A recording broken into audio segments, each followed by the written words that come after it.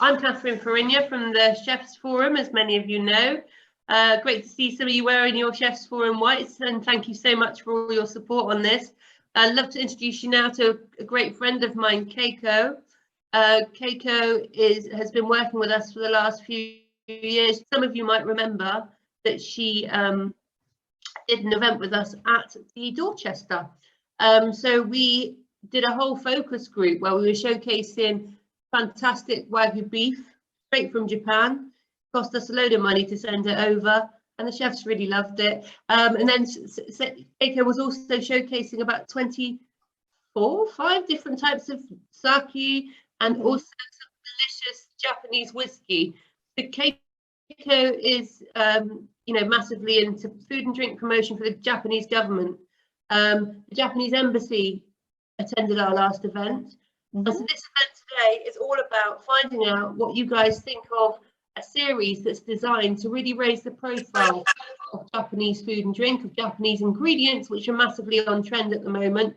Asking you as chefs, whether you'd incorporate them into your menus, whether you have already, whether as a result of this program you feel inspired and you might want to go looking for the various ingredients, from Wagyu beef to, beautiful seafood, beautiful ingredients like mirin, using sake as an ingredient in food, street food, Japanese street food, Kobe, with their fantastic breweries and regional specialities, and then Tokyo in terms of the culture there, and what you can expect if you go on a culinary tour of Japan, which is massively on the agenda for me after having seen the series. But even before that, I've always wanted to go and see where Keiko is from and, soak up the culture. It just fascinates me. And at the end of the month, we're doing an event at Chateau Mate in Soho, which is Japanese Peruvian fusion. And we've got a friend, Luciana, who's actually on the call now, and she's just launched Luciana Berry. She's launched Mano in Mayfair. And that is Brazilian Japanese fusion, because I don't know if you know, but Brazil has got the largest community of Japanese living outside of Japan in the world. Can we just say hi to you, Luciana? You unmute yourself. Yeah. Bom dia. Hi, Luciana. Hi, can we unmute you, Luciana? Unmute. Hey, bom dia. Hello, bom dia. So then, Hello, sorry, sorry. you talking? So you've just opened Mano in Soho. Tell us a little bit about Mano. Yeah, hello. We are going to open. We had a few parties at Mano, but we're going to open for sure in about 3 weeks' time. So we had Keiko with us last week, which was great. She showed her products, and there is one that I absolutely love is the wasabi oil. It's amazing. And her uso sake we are using in the restaurants. It's like our limoncello. Amazing. So we are opening this restaurant in Mayfair because people know about Nikkei cuisine, but they only know when the Japanese came to Peru. So they don't know anything about Brazil and Japan. They have no idea. And in São Paulo, we have the biggest communities outside Japan of Japanese in São Paulo, in Liberdade. So the Japanese came to Brazil when we abolished the slavery. So we need to have people to work on a coffee farms. So that's why came the Italians and the Japanese. So we have a lot of things that, so it's a menu that's based on that. So we have like the whole fusion of, because there is no traditional, there is no limit to creativity to create that menu of Brazil and Japan. Brilliant. Thank you so much, Luciana. We're going to definitely come and visit your restaurant. So that's Mano, everybody, opening up in Mayfair in 3 weeks' time. Make sure you get down there. This is Luciana, Master Chef. Also, she won Top Chef Brazil 2021. So thank you, Luciana, and we'll see you soon. Beijo. Beijo. Thank you. Right, so back to Keiko. Keiko. Hi. Hello. Tell us tell us a little bit about why the Japanese government want us to, create a series like this with, a UK chef, and why it's so important that the UK chefs give their opinion about the series. Please. Yes, the Japanese government wants to support all the grocer or the sake breweries to, explore more in the UK. So they decided to have some money to make the film introducing the tourism and the food in the UK. So we worked very hard, but it's very difficult in this time of the COVID, because normally we can send the TV crew from the UK to Japan to film, but we couldn't do it because we couldn't, travel between countries. So we needed to split the team, the UK team and the Japanese team. So Japanese team filmed all the featured food or the tourism spot, then sent over all the footage to the UK team, and the UK team had to edit and also film the cooking studio that we are lucky to have Paul Rankin to join our team to create his original Japanese food inspired by the footage. So that's a real collaboration of both countries' filming team. So this is very special. It happened only in this difficult time. Yep. I muted myself then. Thank you, Keiko. No, it's just great to sort of work with you. And over the weekend, I don't know how many of you, if we can have a show of hands, got a chance to have a look at the actual programmes on Sky. They were on between 12 and 1:30, both Saturday and Sunday. But as chefs, it's probably the worst possible time to screen it. Oh, Chris, you saw them. Okay, brilliant. So, if you've seen the recipes in full, let me just see any more speakers gallery. Where are we? Got any more? I appreciate, that a lot of you wouldn't have had time to see them, but you'll probably be able to watch them on catch up anyway, certainly. But if you do have time to watch the whole series, then great. If not, we've got a lovely little shorter version. Chris, do you want to ask a question? Chris Hughes, you've got your hand up. Okay. No worries at all. Right, without further ado, I think now we'll get on and watch the clip. Then we'll get on and do a survey after that, so you can give us your thoughts about the clip and Japanese food in general. And then at the end, we'll have time for any questions you might have. So Alex, are we locked and loaded with the film?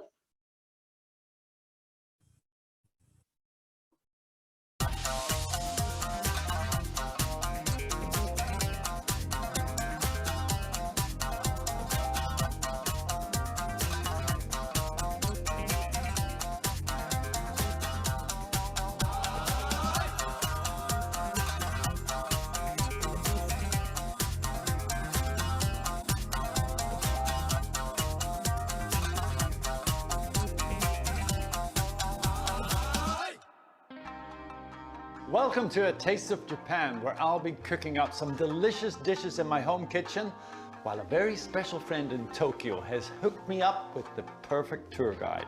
Hello, Paul. You are going to love discovering Japanese cuisine. I have arranged for my good friend Clara to show you around.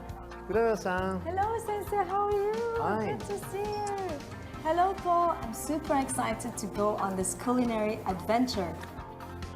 Clara Bowden is a multi-talented trilingual actress, presenter, model and fashionista.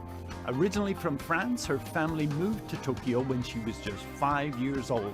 So she's fully immersed in Japanese culture, and as an intrepid food lover, she's the perfect person to eat her way around Japan and report back to me. When it comes to major cities in Japan, Tokyo's probably the first one that comes to mind. But for a real mixture of traditional and modern dining, it's hard to beat the mystical Kyoto. Once the capital city of Japan until the late 1800s, Kyoto is located on the main island of Honshu. Now considered to be the cultural center of Japan, it is home to over 2,000 temples and shrines, as well as over 100 Michelin-starred restaurants. Cuisine is taken very seriously here, and I know just the person to give us a real insight. Hello chef, hello our viewers. We are currently here in Kyoto, one of the most beautiful and historic city in Japan. So let's enjoy some gourmet adventures. And where better to start than Michelin-starred restaurant Kinobu?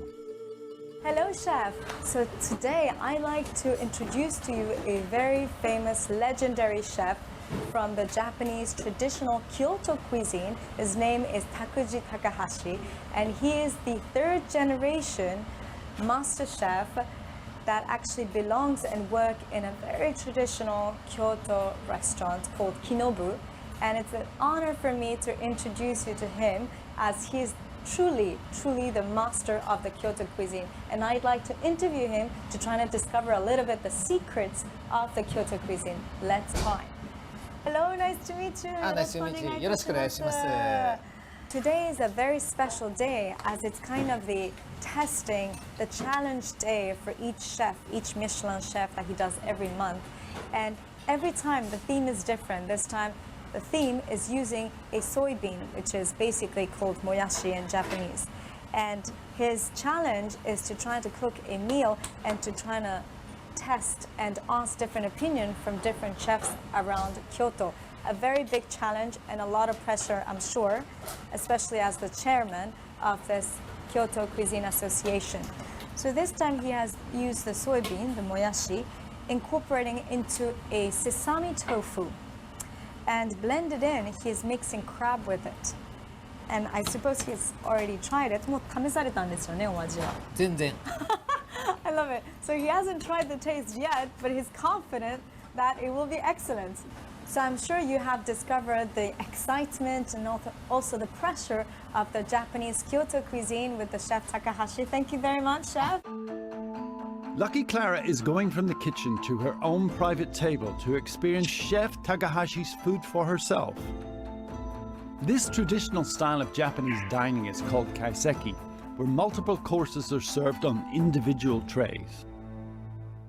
So apparently this first dish, which is absolutely stunningly beautiful, it's crab, blending it with a senmaizuke, which is a very traditional vegetable dish that we actually learned also, made with traditional Kyoto vegetables. So it's absolutely stunning. I can't wait to try this. Oh my god, beautiful! これは何のお作りですか？フグの薄作りでございます。So apparently this sashimi is actually made of fugu. So it's a very traditional, well, the balloon fish that the whole world knows about. Extremely difficult to cut, very thin. So I'm impressed, I can't wait. Let's try this. And dip a little bit. So fresh. It's so fresh. It's beautiful. Not too strong. Perfect. So this fish is apparently a tile fish with karasumi, very traditional eggs in Japan. Very luxurious. Let's try this.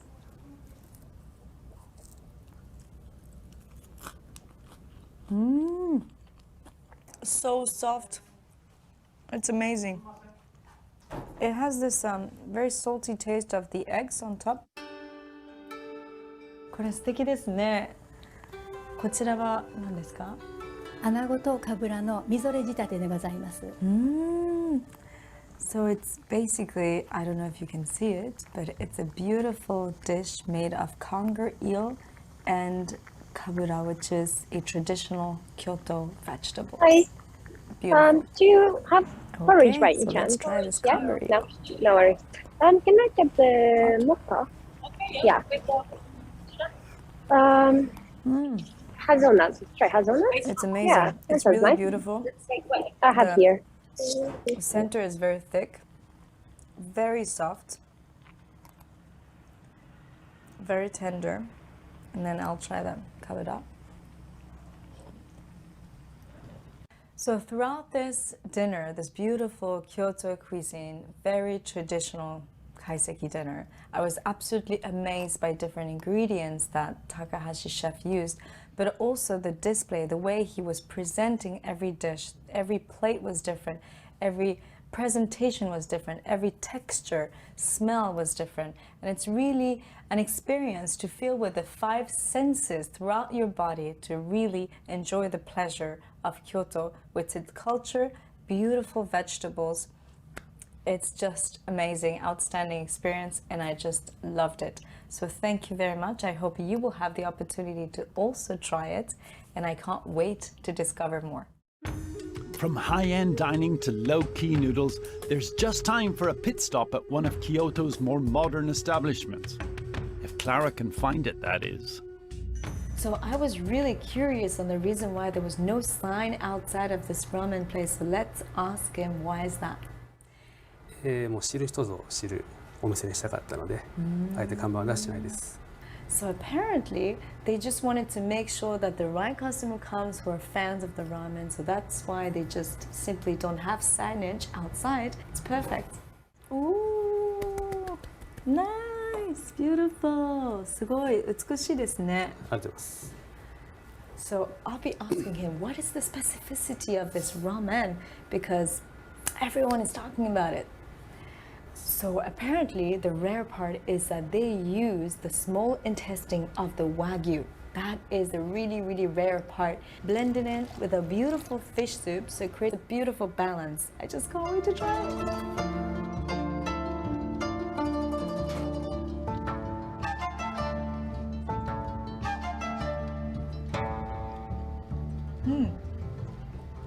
Yummy. Perfect.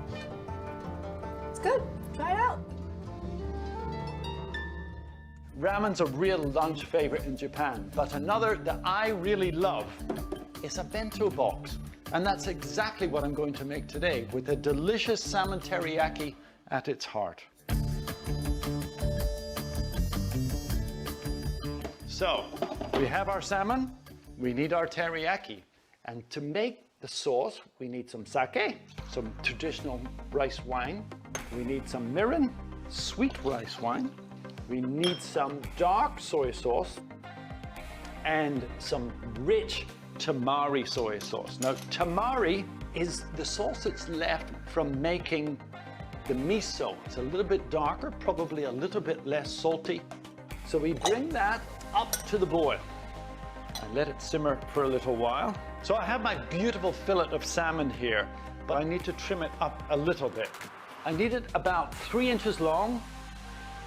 We just check the skin side is free from scales, which it is. Again, we start with the heel of the knife and just pull through in one go. Beautiful. That's our salmon ready to cook. So just a little bit of salt going onto that and a little bit of oil. And what we're going to do is just going to let the skin crisp up. That's a good noise. Now, a very important part of the bento box is the rice. Essentially, bento is like a lunch or a picnic. So we're going to make something which is called onigiri, which is basically rice balls, a very traditional Japanese dish. Very simple. So we have some beautifully cooked Japanese short grain rice. The rice is lightly seasoned with salt after it's cooked. So we're going to stuff the onigiri with a little bit of onboshi plum. It's a salted pickled plum, slightly perfumed, very beautiful. And we take out just enough rice for the onigiri. So we press it into a patty until we feel it sticking together.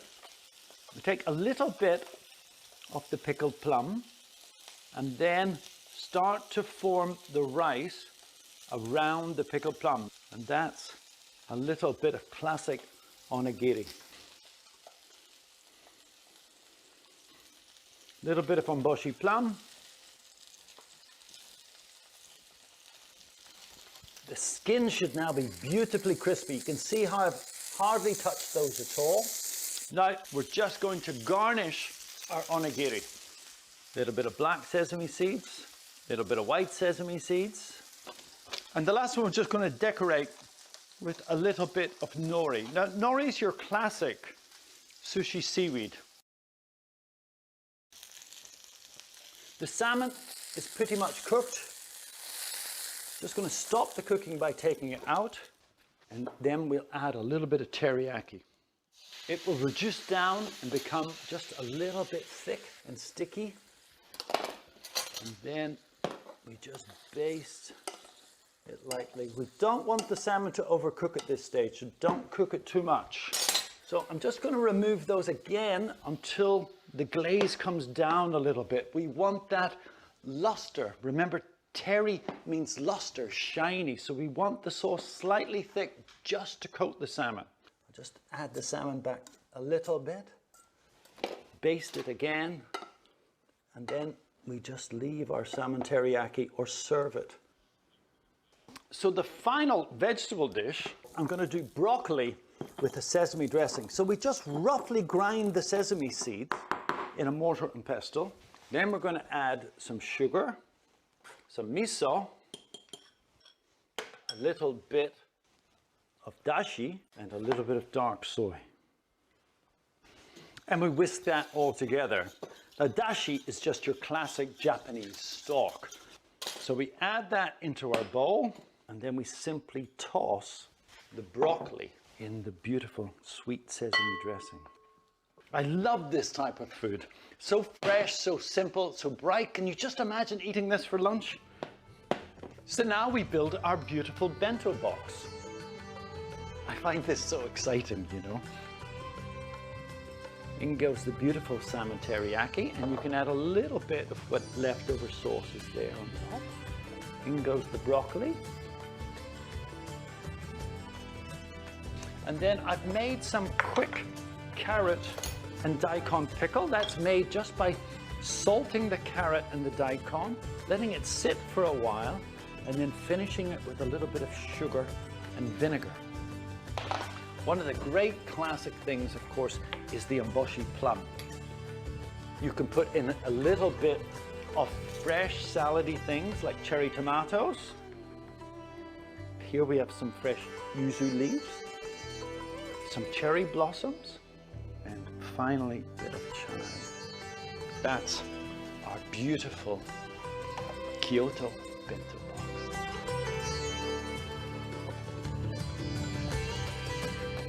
There you have it, my bento box with teriyaki salmon. Who wouldn't want that for lunch?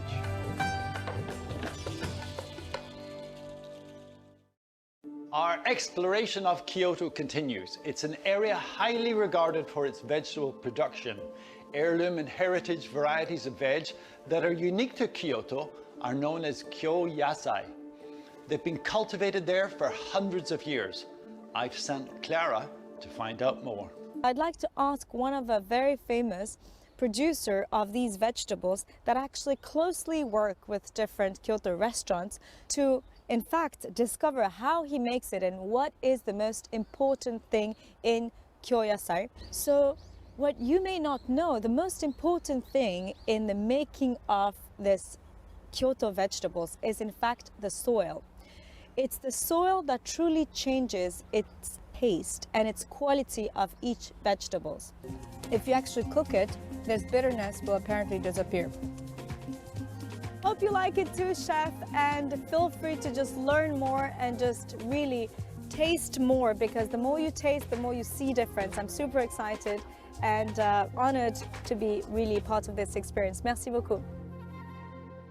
My next recipe has to be a celebration of vegetables in honor of the Kyoto farmers. And I can think of nothing better than my veggie open sushi.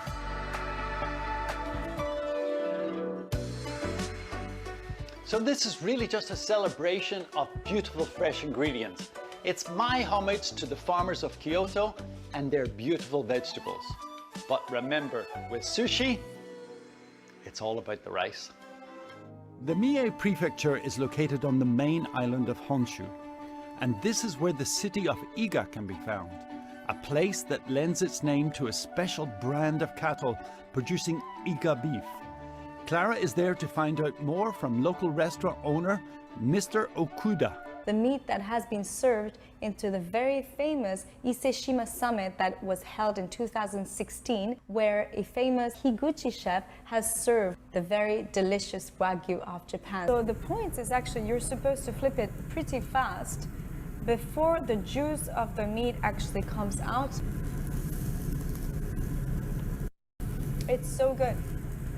It was an amazing experience to truly taste this Iga beef for the first time, and I hope you will have the opportunity to also taste it here. All this talk of beef has really got my creative juices flowing. So now I'm going to cook some Wagyu steak with asparagus, shiitake mushrooms, and a couple of dipping sauces. Japan consists of almost 7,000 islands, the largest being Honshu, where the capital city Tokyo is located. We're starting our journey in the prefecture of Hyogo, which has many attractions, not least being its ancient kiln in the village of Tamba, where the pottery has been produced for more than 800 years. The style created here was made famous by English potter Bernard Leach, who visited with his wife Janet over 100 years ago. They exchanged skills with the Achino family, who, in its 8th generation, still run the pottery today. And in Hyogo, you'll find production of Asakura Sancho, Japanese peppercorns. It's also home to Kobe City, a place synonymous with beef, for a very good reason. Wagyu refers to the meat from 4 breeds of cattle, the most common being Japanese black. The bloodlines of these breeds have been protected in the region for over a century, meaning the cows here are purebred and the meat they produce is considered to be some of the best in the world. Tajima refers to beef historically produced in the old Tajima province, now the northern part of Hyogo. It's so well renowned there's even a museum dedicated to it where visitors can quickly become beef aficionados, and restaurants such as Makunya will cook you a Tajima steak in the traditional Japanese way, served simply to let the meat do all the talking. The Rolls-Royce of Wagyu is the world-famous Kobe beef. Only the biggest cows with the most marbled meat specifically reared in Kobe are deserving of this prestigious title. And Lucky Clara is there to taste it for herself. Kobe beef, sirloin でございます。旨味成分ですか、そのイノシン酸ですとか。 So the interesting part is actually the ingredients that are inside this fat. So there's very famous the oleic acid and the inosinic acid that create the taste, basically create the umami, and these are extremely rich inside this specific Kobe beef. So I can't wait to try it. This part of the beef is actually sirloin. It's very, like, outside is crispy, inside is very firm, and the oil is, as he mentioned, as the chef mentioned, very well balanced. So it's definitely a must try. My tataki of beef with mustard miso sauce using some wonderful UK reared Wagyu. If you're not in Kobe, I'd say this is the next best thing.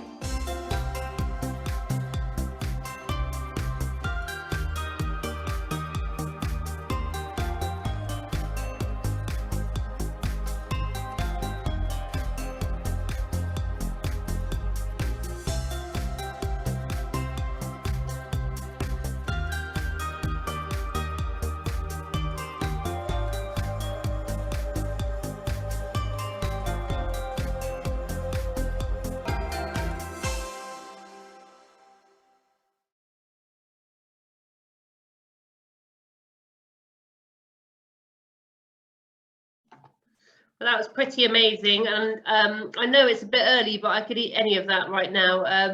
It just has your taste buds going, doesn't it, really? Really interesting stuff in there. It was great to meet Clara, trilingual, Japanese, English, born in France, raised in Japan, and her English is perfect. What a woman, my goodness. But, you know, it's just lovely to see how she could just flip between the two cultures and the two languages. Yeah, just the perfect presenter, I felt. So what we're going to do now is do a little questionnaire with some polls for you to get your insight, to get your feelings about what you've just seen. And then afterwards, we'll have a question and answer session, if that's okay with you. So, Alex, you've got the first poll locked, please.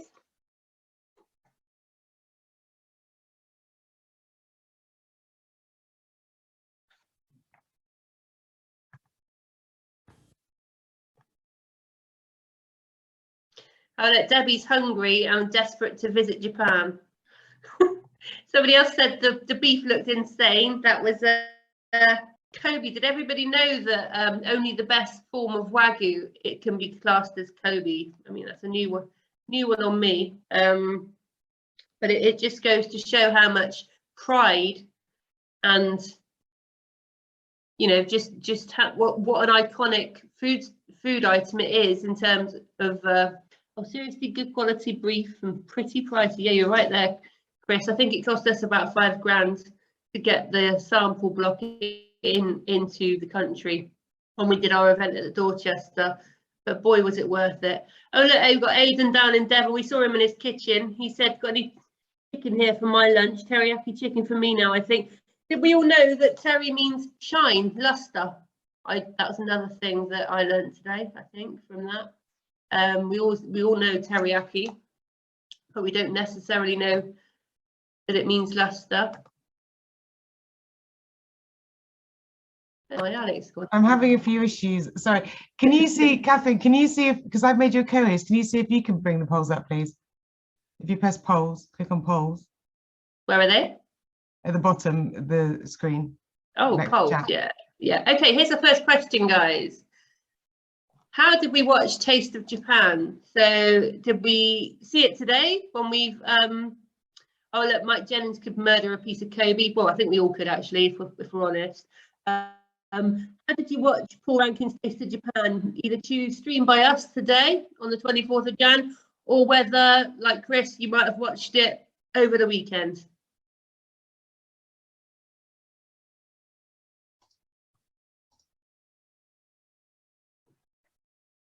So I've launched it now. We'll let it go. Oh, 100% answered. Oh, we've got a couple that watched it over the weekend. That's good.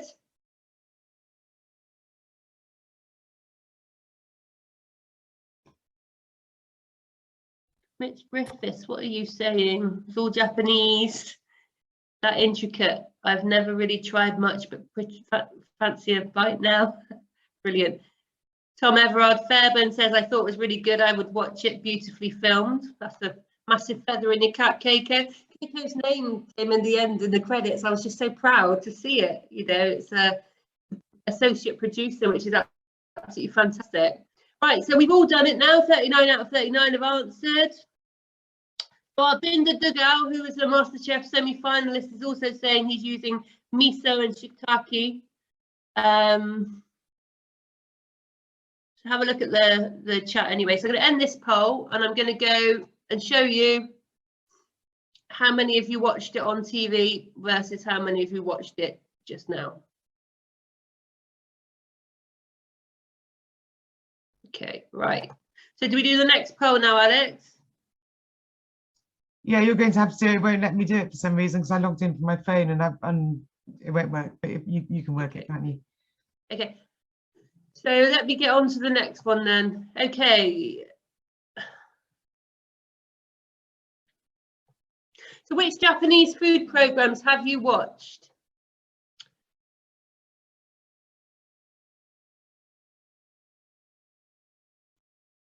Okay, so Paul Rankin's Taste of Japan. Don't know. We want to add more, any more Japanese TV programs. I Feast of the Eyes, Paul Hollywood's Eat Japan. Oh, look, lots of you are watching other Japanese programs. That's good news. I'll keep it going because make sure we all participate. Graham and Debbie saying they really enjoyed the tasting at the Dorchester. That's fantastic.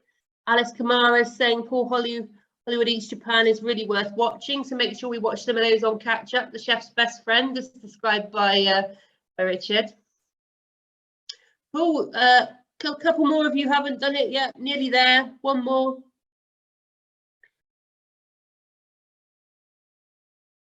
Sue Stoneman said she loves the link to the culture.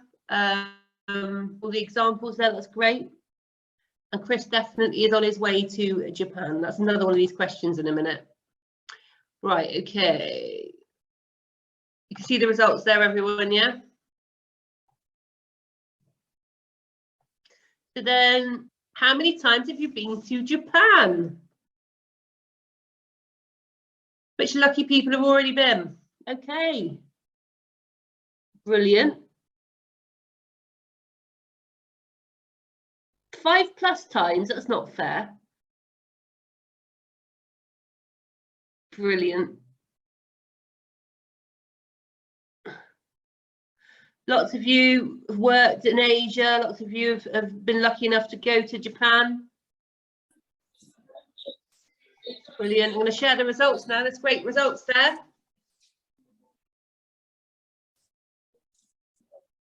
Okay. Let's do another one then. Okay. Have you ever purchased Japanese products? Let's go. Now this could be for your kitchen or it could be personally, doesn't matter.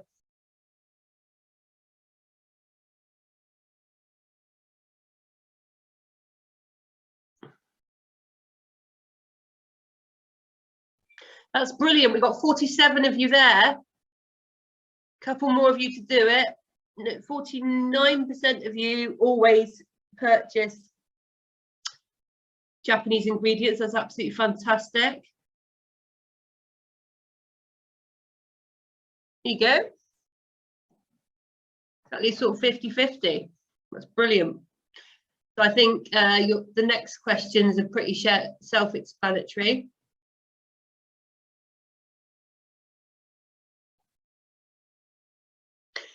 Did your impression of Japan change after you watched today?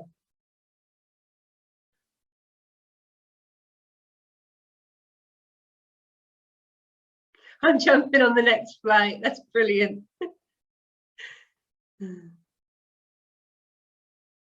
Excellent. So Diddy's gone off. He's got his aeroplane ready. He's off. Brilliant. My impression changed a lot. That's interesting. So 13% of you said my impression changed a lot, or 15%. My impression changed a little, was 22%. Chris is definitely off on the next flight as well. That's really, really interesting. Thank you, guys. Okay. All right, next question. What impressed you when you watched Taste of Japan? Was it the Japanese food? Was it the technology? Was it the cityscape? Was it local products? Was it nature and scenery, history, fashion? The TV personalities? You let us know.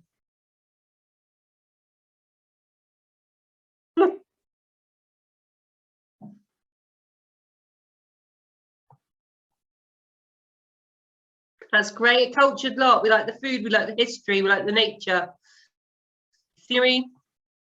You enjoyed the personalities. If you do get a chance to watch the full thing, you know, you see lots of other producers there.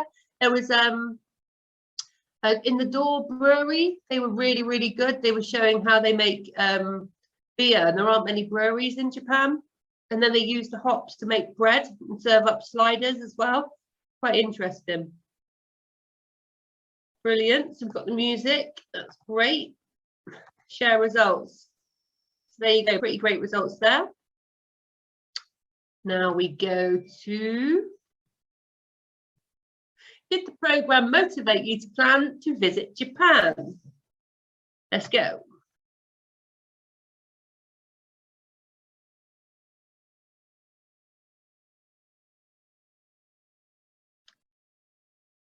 Oh, very good.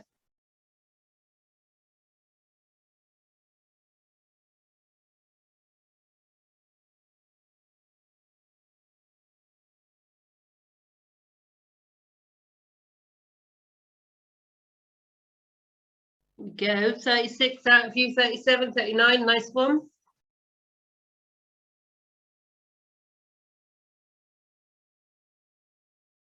Excellent. So some of you have planned to visit before. this ends. Share the results. Yes, I've booked flights and accommodation. I've decided to go to Japan if the pandemic sort of subsides. That's quite normal. So 56% of you are saying you'll go once restrictions allow. So that's great. And that's fantastic. I think none of this apply for the people that on this call that are actually from Japan. Did the program motivate you to consume Japanese products? Now that's interesting. Some of you are saying that there's a perception that Japan's quite expensive. And obviously, with the last couple of years we've had in the industry, you know, we might not be looking to spend that much money at the moment. So I think what we'll do is, Keiko, if you can reply to that one in the chat and just say that there's lots of different budget possibilities. So we've got, did the program motivate you to consume Japanese products? Will we all be running around trying to find Kobe Wagyu now?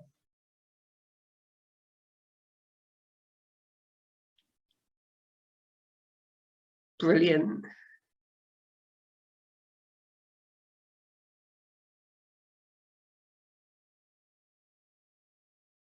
Excellent. Well, we all hear about these ingredients, you know, that we don't necessarily know the background or the provenance or the kind of backstory or regional area where they're from. So it's just fascinating to see how much history and culture.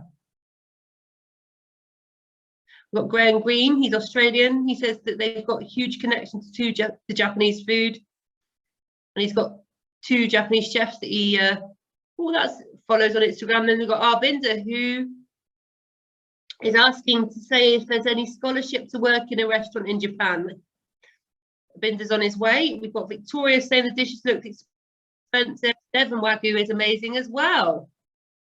Now, this is the thing that we need to look at. I mean, Wagyu, they say that Wagyu can only be Wagyu if it's actually from Japan, whereas, you know, you see this Highland Wagyu and this, you know, British Wagyu, and they are using bulls from, obviously, from Japan to actually father these calves, but are they true Wagyu? Can I have you back, please? Mute yourself. Hi, Keiko. Sorry, yeah. What do you think about this English Wagyu or Devon Wagyu or, you know, Highland Wagyu or Irish Wagyu? Can it actually be called Wagyu if we have it outside of Japan? Yeah, apparently the roots is the same and the same breed. It's called Wagyu. So, but I don't know, the treatment is a little bit different. What they eat, how the what do you call this condition of they're treated. But that would change the flavor a bit. But I think it's the British Wagyu is also quite good. It's a high quality, but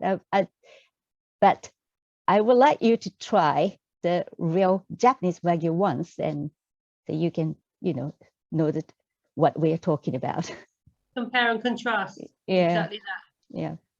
Okay, so Nigel's son lives in Japan and he's visited many times. That's very, very good.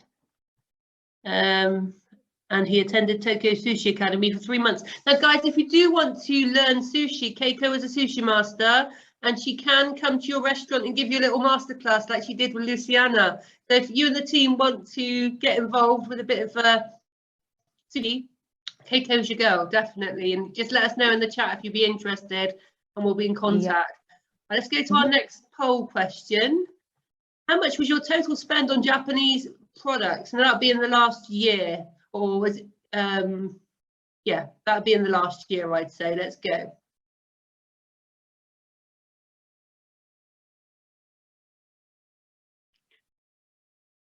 Oh, look, you've already got a date in Devon, Keiko, with Helen and Harrison. They want a sushi masterclass.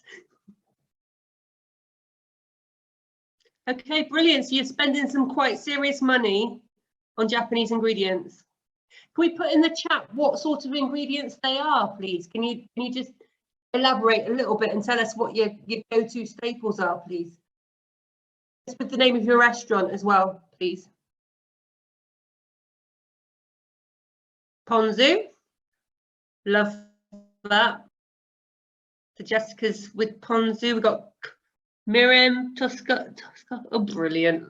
Lots of this going on. A lot of you spending a lot of money on Japanese ingredients. So we're preaching to the converted, I think, here, but it's great. You know, we're writing a new culinary repertoire. It's a book that's going to be available to you senior chefs to give to your junior chefs in the kitchen, and it's going to have a whole section on ramen and Asian ingredients. You know, it's kind of the modern culinary repertoire to update young chefs or, you know, junior chefs with what they need to know. Not just for students, it's for any commie or CDP that is coming into your kitchen. You can sort of give them the book and say it's all in there, you know, and then they can kind of get a grounding of the various different modern recipes and what they'll be actually asked to cook when they enter into the professional kitchen, whether that's from college or whether it's people coming in, you know, starting at the bottom and working their way up with you. But I know a lot of you, you know, are happy if someone's keen to just take anybody as long as they got the right attitude and just teach them the craft from the beginning. So, oh look, we've got such great answers coming in on this chat now. I think, Keiko, this is absolutely brilliant for you to know what the UK chefs are using in their kitchens. Does it surprise you how much they're spending on Japanese ingredients? Keiko. Sorry, I'm back. Does it surprise you how much the UK chefs are spending on ingredients? It's really, really, really surprising me. It's good, isn't it? Yeah. Right, okay. I think that is it. I think we've done all these questions now. Mm-hmm. Okay, so this is one we haven't done. So which broadcast was more impactful? I mean, I think only a couple of you watched it over the weekend. Yeah. Oh, we've got Steve McClarty there. He's just launched a new restaurant in London called Shark Bait and Swim. Can we have you on Can we have you unmuted a minute, please, Steve? Hello. Hiya, Steve. How you doing? Yeah, good, thanks. How are you? I'm all right, thank you very much. Now, you were some of us might have seen you. Which program were you on in terms of chef competition? It was the Chef's Brigade in 2019. You were absolutely fantastic in that. We really enjoyed watching you in that. You could give them a bit of a run for their money, didn't you? You were the underdog that went good. So tell us about your new restaurant. Yeah, so it's like a nice little intimate seafood restaurant where I'm kind of just bringing everything I've learned in my career, working in restaurants on the southeast coast for years, kind of bringing it all into like a little railway arch in Deptford, just next to London Bridge. So yeah, wicked seafood, daily changing menu, lots of really local ingredients. I'm kind of using everything British, plus like a load of Asian influence in kind of sauces and stuff, which is something I'm really passionate about. So yeah, like British veg and British fish with a kind of like Asian twist in a lot of my food. Brilliant. So if you want to pop into Deptford and come and visit you at Shark Bait and Swim, if you want to follow him on social media, he's the Cockney Chef. Reasons obviously why. But we'll definitely be in to see you soon anyway. All right, Steve, love to see you. Wicked. Thank you. So this last question then, which viewing experience or the Chef's Forum's hosted stream did you think was more impressive and impactful? So this might not apply to all of you. But you know, the third one there, my experience from the Chef's Forum streaming event was very impactful. Would be most of you, if you thought it was impactful, or if it didn't have any impact on you, just let us know. I'm just gonna launch it now.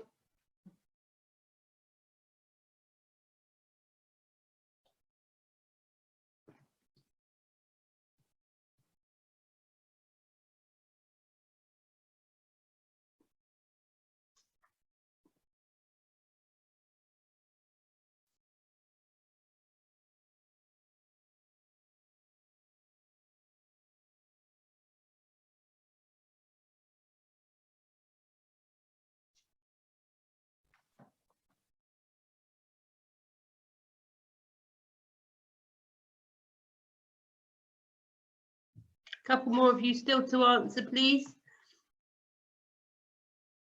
Wonderful.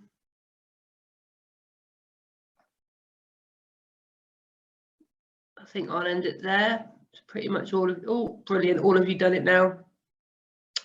So yeah, great that 54 of you said that you thought that the experience was impactful today. 10% of you said you always prefer a broadcasted version. Some of you said that both viewings were equally as impressive, and a couple of you were indifferent. So thank you much for that feedback. Brilliant. I just want our Binder to unmute himself, please. There, our Binder.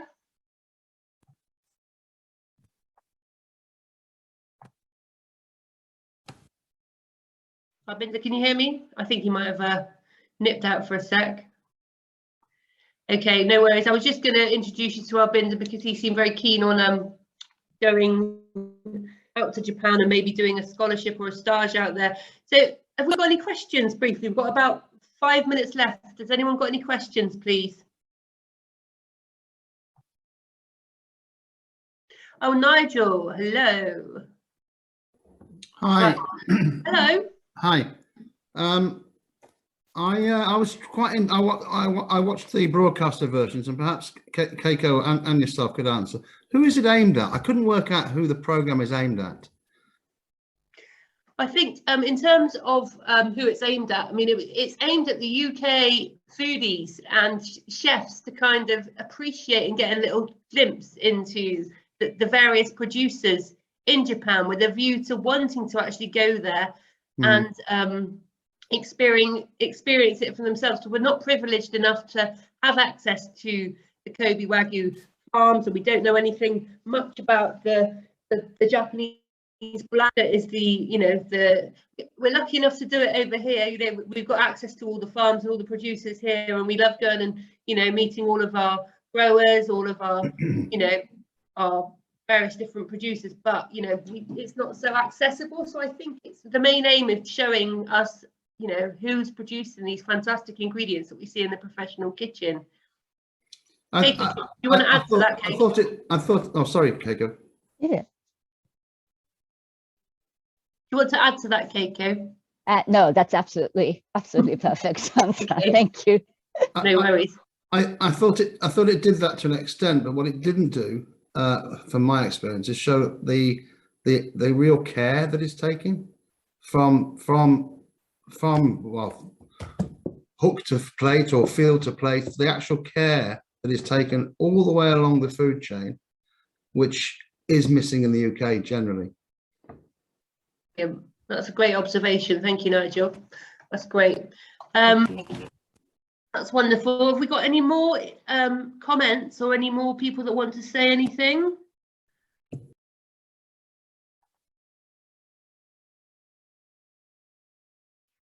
I think, okay, this is interesting. Chris Hughes, I think it's a great programme. Originally unsure about Paul Rankin as a front person, but warm to his ability to communicate and the his Japanese products. And that's very, very interesting.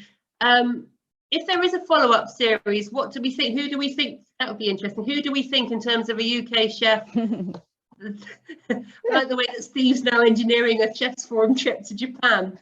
Keiko, the government really want to meet the UK chefs and find out exactly how much they love Japanese food. Well, I think that's a great idea. Yeah. Okay, there's lots of people that want this trip apparently, Keiko, so you better go back and have a little word with the powers that be. Who do we think would be a good example of a chef to front up the next series, for example? Put it in the chat. Some suggestions of UK chefs you think would be absolutely brilliant.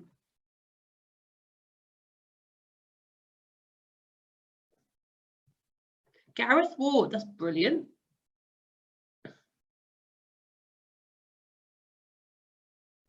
I think Richard's off volunteering to go. He thinks that a chef needs to go and help out a UK chef. I think the only reason we didn't actually have Paul Rankin over there in person is because of COVID. We definitely would normally have sent one of you out there to kind of do all the cooking live. Yeah. But brilliant. But if we are to stage more events in, you know, in the UK showcasing Japanese ingredients, would a lot of you like that? Would you like to attend?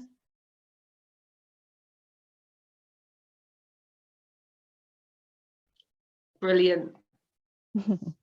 All of you would. That's great, great news.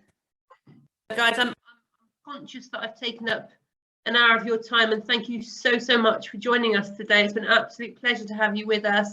KK, do you want to do the final farewell to everybody? Yes, thank you so much for spending your time. And I really think this was a great start, because now we connect each other. I would like to do something between you guys and Japan. I mean, someone just mentioned this exchanging chef program, or, you know, culinary exchange. I mean, the educational exchange, things like that. I can approach the government.